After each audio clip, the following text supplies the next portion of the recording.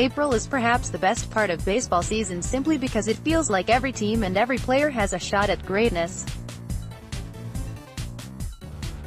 It's a time fraught with small sample sizes and weird trends that seem to defy the imagination. Some players keep up their pace, but unfortunately, most of them don't. Here are 6 MLB players who won't continue their hot starts. Tim Anderson has never finished with a WRC over 98, so to think that he could keep up with his 255 mark, which ranks second in all of baseball, would be laughable. Anderson has never been a strong offensive talent in the majors, and when taking into account that he's walking in less than 3% of his plate appearances, he seems destined to crater sooner rather than later.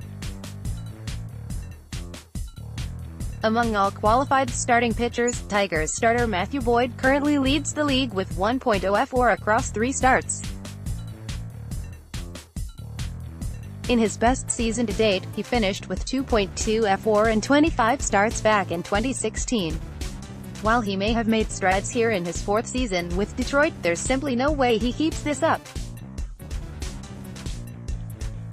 As part of an explosive Dodgers offense, Hernandez has gotten off to a torrid start, slugging .692 while posting a ridiculous 192 WRC. Hernandez is certainly a good hitter, but he won't be able to this start unless his luck on batted balls continues. He's hitting .379 on balls in play, significantly higher than league average, so unless that keeps up for the remaining 150 or so games, he's going to fall back down to earth. Matt Shoemaker has always been a solid starter, but he's off to a scalding start here in 2019.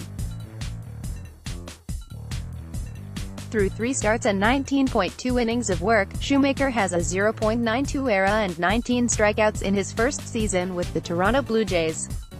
Unfortunately, he's had his fair share of luck and likely won't be able to maintain these flashy numbers. Teams have an expected slugging percentage of .442 against Shoemaker, and eventually that's going to manifest itself in the box score.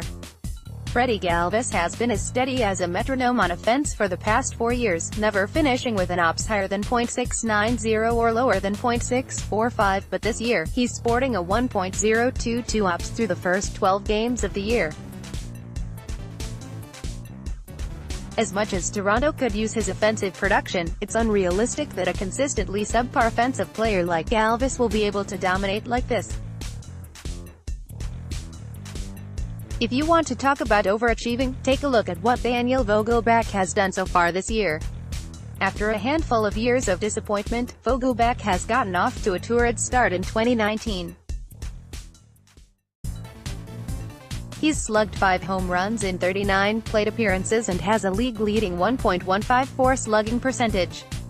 His 1.683 OPS is almost 3 times higher than his highest single-season finish of .691. While the powerful start as part of a surprising Mariners team is a feel-good story, it's simply going to be too much for him to keep up with.